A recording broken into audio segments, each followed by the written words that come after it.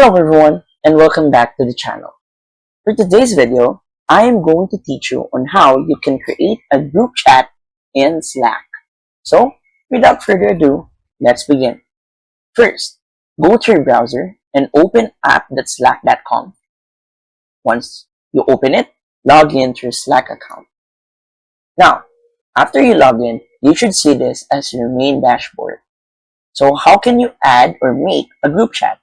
First, focus on the left panel and hover your mouse on direct messages right here.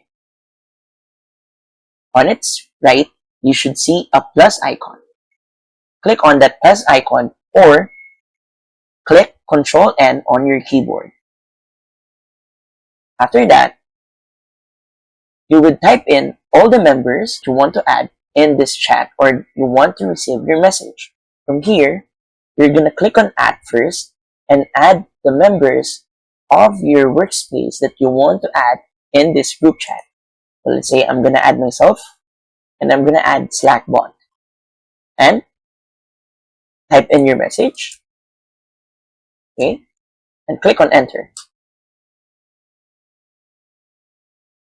After that, all those people will receive your message and it will be a brand new group chat for you to use to communicate.